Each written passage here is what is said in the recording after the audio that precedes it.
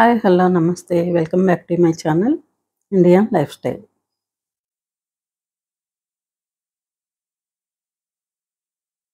ఏంటి video start చేసి ఏదో ఆలోచిస్తా దిగులుగా కూర్చున్నాను అనుకుంటున్నారు కదా. ఈరోజు మన టాపిక్ అదే అన్నమాట. ఈరోజు వీడియోలో టాపిక్ వచ్చేసి ఆ విషయం గురించి అన్నమాట. మనం నెగిటివ్గా డీలా పడిపోయి దిగులు పడిపోయి మన ఆ సమయంలో మనం ఏది ఆలోచించినా కూడా మనకు నెగిటివ్ థాట్సే వస్తుంటాయి. మనకి ఏది జరిగినా కూడా నెగిటివ్గానే అనిపిస్తుంటుంది. అనిపిస్తుంటదే కాదు, ఆ టైంలో మనం ఆలోచించేది కానీ తీసుకునే నిర్ణయాలు కానివ్వండి అన్నీ నెగిటివ్గానే వెళ్తాయి అన్నమాట. అన్నీ కూడా ఆ బాధను ఇంకా ఎక్కువ చేసేయే తప్ప తగ్గించేగా ఉండవు. అలాంటి టైంలోనే మనం చాలా పాజిటివ్గా ఏది జరిగినా మన మంచికే అని ధైర్యంగా ఉండాలి. ఏది జరిగినా మన మంచికే అంటే నేను మీకు ఒక రియల్గా జరిగిన స్టోరీ ఒకటి చెప్తాను. ఆ అమ్మాయి మా ఫ్రెండ్ అన్నమాట. మా ఫ్రెండ్ వాళ్ళ ఇంట్లో జరిగింది ఇది. తను ఒకరోజు మామూలుగా ఇంట్లో లేడీస్ అంటే ఏవో ఒక పిండి వంటలు చేస్తుంటారు కదా. అట్లాగే తను కూడా ఆ రోజు పల్లీలు అవి ఉంటే పిల్లలకి పెద్దోళ్ళైనా తినొచ్చు, పిల్లలకైనా తినొచ్చు కదా అనేసి తనేం చేసిందంటే బెల్లంతో పల్లీ చెక్క చేసి తయారు చేసింది. పల్లీ చెక్క తయారు చేసి మార్నింగ్ నుంచి బాగా పనులు చేసుకొని అలసిపోయింది. ఈ పల్లీ చెక్క తయారు చేసేసి గిన్నెలన్నీ కూడా సింక్లో వేసేసి ఆ పల్లీ చెక్కని వేడి వేడి పల్లీ చెక్కని ఇట్లా ప్లేట్లో ట్రేలో పెట్టేసింది. ఇంకా తనకి ఆ కిచెన్ కూడా సర్దేంత ఓపిక లేదనమాట. తను ఎంప్లాయ్ జాబ్ చేస్తూ ఉంటుంది, టీచర్ జాబ్ చేస్తూ ఉంటుంది.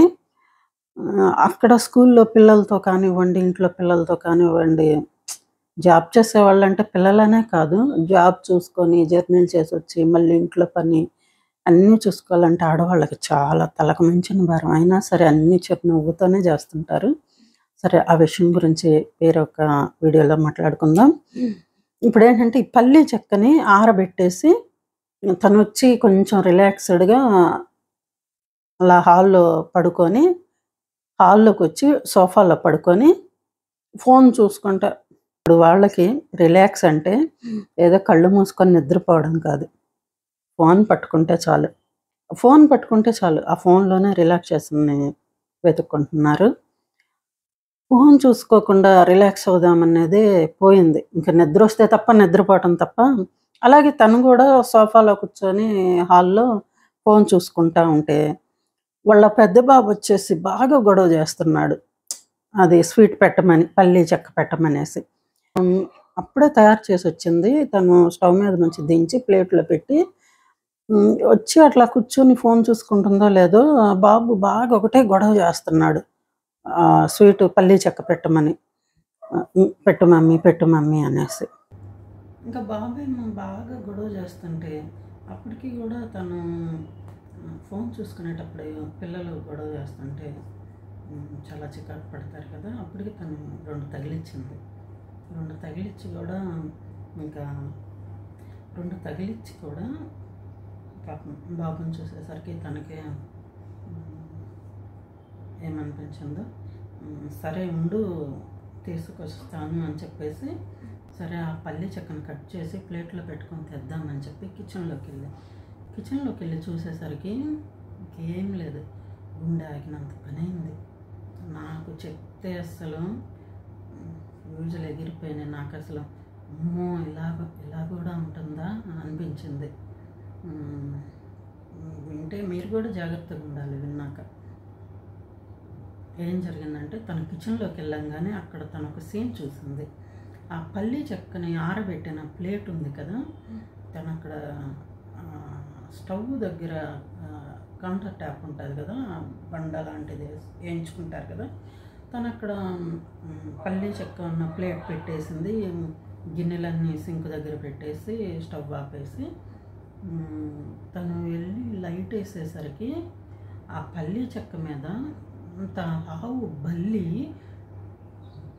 కూర్చొని అది నాలుగు పెట్టి ఇట్లా నాకుతుందంట. అదంతా అదంతా వచ్చేసి బెల్లం కదా, బెల్లంతో తయారు చేసింది.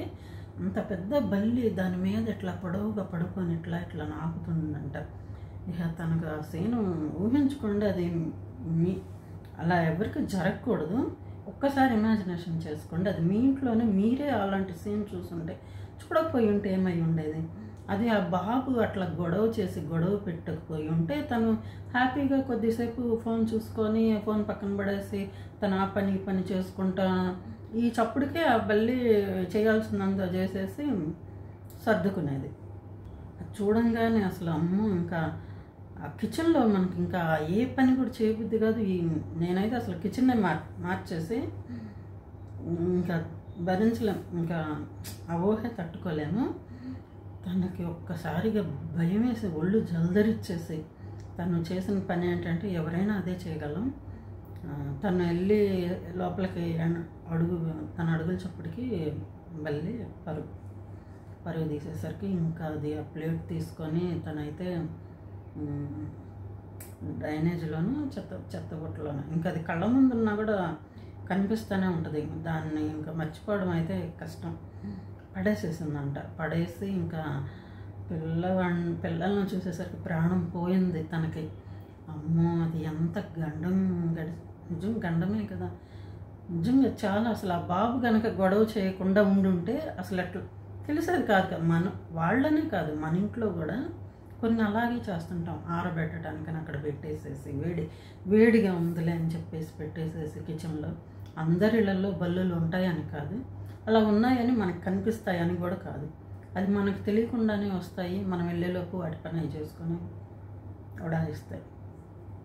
కాబట్టి మనమే జాగ్రత్తగా ఉండాలి. ఎప్పుడూ కూడా కిచెన్లో ఓపెన్గా గిన్నెలు పెట్టకండి. ఓపెన్గా ఏ ప్లేట్లు కూడా భోజనం పెట్టేసో తినుబండారాలు పెట్టేసో ఓపెన్గా వదిలేయొద్దు. అందుకే నేను ఏది జరిగినా మనం మంచికి అని మా ఫ్రెండ్ వాళ్ళ ఇంట్లో జరిగిన విషయాన్ని చెప్తున్నాను. మా ఫ్రెండ్ వాళ్ళ ఇంట్లో జరిగిందే కాదు, ఇంకొక కథ కూడా చెప్పుకుందాం ఈ విషయంలో.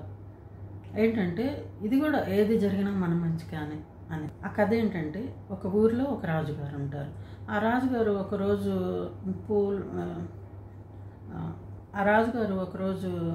పువ్వుల మధ్య వనంలో విహరిస్తూ ఉంటే, వాళ్ళ ఇష్టం, వాళ్ళకి ఏమనిపిస్తే అది చేస్తుంటారు కదా. విహరిస్తూ ఒక పువ్వుని పట్టుకునేసరికి ముళ్ళు గీసుకుపోయి ఏలు కట్టయిందనమాట. ఏలు కట్టయ్యేసరికి తను చూసుకొని బాధపడుతున్నాడు రాజుగారు. అయ్యో, నా ఏలు మనం ఎవరికైనా అలాగే రాజుగారు ఇంకొంచెం రిచ్చుకుంటారు కాబట్టి బాగా ఏలు అయిపోయింది అని చెప్పి బాధపడుతుంటే మంత్రి గారు అన్నారంట, రాజుగారు పక్కనే మంత్రి గారు ఉంటారు కదా, ఆ మంత్రి గారు అన్నారంట, మహారాజా ఏది జరిగినా మన మంచికే అన్నారంట. ఈ మహారాజు గారికి సర్రని కోపం వచ్చింది కదా, నాకు చెయ్యి కట్ అయితే ఏది జరిగినా మన మంచికే అంటాడు, అంటే నాకు ఏలు కట్ అయితే అనుకొని ఎవరెక్కడ అని చెప్పి పిలిచి భటుల్ని పిలిచి మంత్రి గారిని కారాగారంలో వేసేయమన్నారు. నా ఏలు కట్ అయితే మన మంచికే అన్నాడు అనేసి ఈయన్ని బంధించి కారాగారంలో వేసేయమని చెప్పేసిన తర్వాత సరే ఇంకా వేటకెళ్ళాలనిపించి తను వేటకెళ్ళిపోయాడు భటుల్ని తీసుకొని. సైన్యం ఎంతో అతనికి రాజులకి వేటాడడం అంటే ఇష్టం కాబట్టి వేటకెళ్ళింది. వేటలో తప్పిపోయాడు అతను, రాజుగారు తప్పిపోయాడు. ఒక్కడే గుర్రం మీద ఏవో లేడినో వేటినో వెంటాడుతూ చాలా దూరం ఒంటరిగా ప్రయాణించి తప్పిపోయాడు. దారిలో తప్పిపోయి ఒక తెగ వాళ్ళకి దొరికాడు. తెగ వాళ్ళంటే ట్రైబల్స్కు దొరికాడు ఈ రాజుగారు. ఆ ట్రైబల్స్ వాళ్ళ ఆచారం ఏంటంటే, ఎవరైనా నాగరికులు, ట్రైబల్స్ అంటే టైప్స్ ఆఫ్ ఉంటారు కదండి, వాళ్ళు నరమాంసం తినేవాళ్ళు అట్లా. వీళ్ళు వచ్చేసి వీళ్ళ ఆచారం ఏంటంటే, ఎవరైనా బయట వాళ్ళు అంటే వాళ్ళ సరౌండింగ్స్లో వాళ్ళు కాకుండా నాగరికులు ఎవరైనా వాళ్ళ ప్లేస్లోకి వాళ్ళ గూడెంలోకి వస్తే వాళ్ళని బలివ్వాలన్నమాట. అంటే వాళ్ళ దేవత మన దేవత మన కోసం పంపించింది బలివ్వమని అని చెప్పి వాళ్ళని పట్టుకొని బలిస్తారనమాట. అట్లాగే ఈ రాజుగారిని కూడా పట్టుకొని ఒక గుడిసె లాంటి దాంట్లో బలిద్దాము అని ఇంకా బలికి కావాల్సినవన్నీ రెడీ చేసుకుంటున్నారు. రెడీ చేసుకుంటుంటే ఈ రాజుగారు తను చాలా దిగులు పడతా నా లైఫ్ ఇంకా ఈ రోజుతో కథం అనుకొని ఆలోచించుకుంటా ఇంకా నన్ను ఎవరు కాపాడుతారు, నేనేమో దారి తప్పి ఇట్లా వచ్చి వీళ్ళకి దొరికిపోయానే అనుకొని ఇక నా లైఫ్ ఈ రోజుతో కథం అనుకొని ఇంకా వాళ్ళు వచ్చి బలికి సంబంధించినవన్నీ తయారు చేసుకొని ఆ ట్రైబల్స్ ఆ గూడెంలో వాళ్ళు ఈ రాజుగారిని తీసుకెళ్ళి ఆ దేవత ముందు పెట్టారు. పెట్టి వాళ్ళ భాషలో ఏదో ఆ దేవత కొలుచుకొని రాజుగారిని కూడా నమస్కారం చేయమని చెప్పేసరికి రాజుగారు ఇట్లా నమస్కారం చేసేటప్పుడు ఈ వేలికున్న చూశారు. బ్యాండ్ అప్పటి రోజుల్లో మరి ఏం కట్టుకున్నారు, ఏదో ఔషధం వేసి కట్టుకుంటారు కదా, వేలికి ఔషధంతో కట్టుంది. కట్టుంటే ఆ ట్రైబల్స్ వాళ్ళు చూసి దాన్ని ఇప్పదీసి చూశారు. ఇప్పదీసి చూస్తే ఆ ట్రైబల్స్ వాళ్ళకి ఇంకొక ఆచారం కూడా ఉందంట. అది గుడ్డో బ్యాడో తెలియదు. ఆ ఆచారం ఏంటంటే బలిచ్చేదాన్ని ఏదైనా ఒక మంచి శ్రేష్టమైనది ఇస్తారు కదా, అట్లాగే ఆ బలిచ్చేది ఇప్పుడు మనిషి కానివ్వండి, వాళ్ళ సరౌండింగ్స్లో వాళ్ళ గూడెంలోకి ఏది వచ్చినా కూడా వాళ్ళకి బలిచ్చే ఆచారం. అది మనిషి కానివ్వండి, జంతువు కానివ్వండి, కోడి కానివ్వండి, కోతి కానివ్వండి. ఆ బలిచ్చే ఆచారంలో బలి పశువు చాలా శ్రేష్టంగా మంచిగా ఉండాలన్నమాట. దానికి ఏమి కూడా బ్లడ్ బయటకు వచ్చి ఉండకూడదంట. అంటే కోతలు కట్టయి కానీ దెబ్బలు తగిలి కానీ ఏమి ఉండకూడదంట. చాలా మంచి ఆచారమే. మరి ఆ వేలికున్న గాయాన్ని చూసి రాజుగారి వేలికున్న గాయాన్ని చూసి నువ్వు మా కొండదేవరికి అర్పించుకోవడానికి అరుపొడుగు కాదు, ఇలా గాయం ఉంది అని చెప్పి ఆ గాయాన్ని చూసి ఆ రాజుగారిని బయటికి గెంటేశారు గూడెంలో నుంచి. నువ్వు మా కొండదేవరికి బలి ఇవ్వడానికి అర్హుడివి కాదు, అర్హత నీలో లేదు, వెళ్ళిపో అని చెప్పి బయటకు నెట్టేస్తారు. ఆ దెబ్బకి రాజుగారు బ్రతుకు జీవుడా అనేసి ఇంకా ఆ గుర్రం పరిగెత్తిందో రాజుగారు పరిగెత్తారో అదైతే రాజుగారికే తెలియాలి. రావడం రాజ్యంలోకి వచ్చి పడి అమ్మయ్య అనుకొని అప్పుడు ఆలోచించుకున్నాడంట. మంత్రి గారి మాటలు గుర్తొచ్చినాయి. నాకు చెయ్యి తెగినప్పుడు మంత్రి గారు ఏది జరిగినా మన మంచికే అన్నారు. అది నిజమే. ఈరోజు నా ప్రాణం నిలబడింది అంటే ఈ గాయం వల్లే అని చెప్పి గబా ఎవరెక్కడ అని పిలిచి మంత్రి గారిని తీసుకురండి అని చెప్పి, రోజు నా గాయమే నన్ను కాపాడింది, అందుకే ఏది జరిగినా మన మంచికే అని చెప్పి మంత్రి గారు చెప్పారు. నేను మంత్రి గారిని ఏమో కారాగారంలో బంధించాను, చాలా పెద్ద తప్పు చేశాను అనుకొని ఎవరెక్కడ అని చెప్పి వెళ్ళి మంత్రి గారిని తొందరగా వెంట పెట్టుకురండి అని చెప్పి ఇంకా వాళ్ళు వెళ్ళి మంత్రి గారిని తీసుకొచ్చి రాజుగారి ముందు నిలబెడితే మంత్రి గారు అన్నారు, ఏంటి మహారాజా అని అంటే, ఈరోజు మీరు నాతో అన్నమాట చాలా నిజం.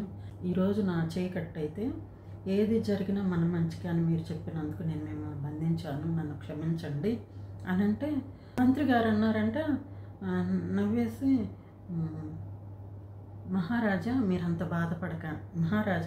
బాధపడకండి, నన్ను బంధించానని, అది కూడా మన మంచికే అన్నాడు. అప్పుడు రాజుగారు చాలా ఆశ్చర్యపోయి, నేను మిమ్మల్ని బంధించడం మన మంచికి ఎలా అవుతుంది అని అడిగితే మంత్రి గారు అన్నారంట, మీ వేలు తెగిందని అంతా మన మంచికే అని నేను అనేసరికి మీకు కోపం వచ్చి నన్ను కారాగారంలో పెట్టించారు. మీరు అలా పెట్టి తప్పు చేశానని మీరు ఇప్పుడు బాధపడుతున్నారు. అదే మీరు అలా నన్ను కారాగారంలో పెట్టకుండా నన్ను మీ వెంట తీసుకెళ్ళుంటే మీ చెయ్యి తెగింది కాబట్టి ఆ ట్రైబల్స్ వాళ్ళు మిమ్మల్ని వదిలేసేవాళ్ళు. నేను బాగానే ఉన్నాను కదా, తెగింది మీ చెయ్యి కాబట్టి మిమ్మల్ని వదిలేసేవాళ్ళు, మిమ్మల్ని వెళ్ళిపోమ్మని బయటికి నెట్టేసేవాళ్ళు. నాకేముంది, నేను బాగానే ఉన్నాను కదా, నేను బలైపోయి ఉండేవాడిని.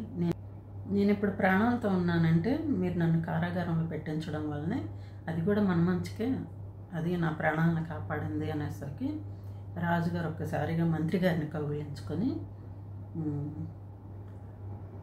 నిజమే మంత్రి గారు, మనకేదైనా చెడు జరిగినప్పుడు కానీ ఏది జరిగినా కూడా అందులో మన మంచి కోసమే జరుగుతుంటుంది అని చెప్పి అందులో ఉన్న మంచిని గ్రహించి ఇంకా కథ సుఖాంతమైంది అదంతటితో. అలాగే ఈ కథలో అదే గనక చూడండి, ఆ చెయ్యి తెగడం వలన రాజుగారి ప్రాణం కాపాడబడింది, కారాగారంలో పెట్టడం వలన మంత్రి గారు సేవ్ అయ్యారు. అలాగే మనకు జరిగిన చెడు వెనుక మంచే దాగి ఉంటుంది. మంచి కోసమే ఆ చెడు జరిగి ఉండొచ్చు. ఇందాక మన రియాలిటీలోకి వచ్చేసరికి మా ఫ్రెండు తను వాళ్ళ బాబు ఏడుస్తుండబట్టి 2 దెబ్బలేసి స్వీట్ తెద్దామని వెళ్ళేసరికి ఆ బల్లి అట్లా అది తినడం తన కళ్ళ పడిందో అట్లా అన్నమాట. కాబట్టి మనం ఒక రియాలిటీని చూసాము, ఒక స్టోరీని చూసాము. కాబట్టి మనకి ఏది జరిగినా కూడా ఆ చెడులో బాధపడకుండా, బాధ అనేది సహజమే కానీ అందులో ఒక మంచే దాగి ఉంటుంది. ఒక మంచి కోసమే మనకి ఏది జరిగినా కూడా ఒక మంచి కోసమే అనుకుందాం. మనకి జరిగిన ఆ చెడు అనుకున్న మంచి మనకు తెలిసేసరికి చాలా హ్యాపీగా ఫీల్ అవుతాం, చెడుని మర్చిపోతాం. ఆ మంచి జరిగినప్పుడు ఆ మంచిని తలుచుకొని కొద్ది రోజులు ఆ తర్వాత అది మర్చిపోతాం. అలా కాకుండా మనకి ఆ చెడు జరిగినప్పుడు మాత్రం ఒకటే గుర్తుపెట్టుకోవాలి, ఏదైనా మనం మంచికే అనేసి. ఈ వీడియో ఇంతటితో ముగిద్దాం. వచ్చే వీడియోలో మళ్ళీ కలుసుకుందాం. ఇలాంటి మరిన్ని మంచి వీడియోల కోసం మన ఛానల్ని సబ్స్క్రైబ్ చేసుకోండి. ఈ వీడియో కనుక నచ్చితే తప్పకుండా లైక్ చేయండి. Thanks for the watching.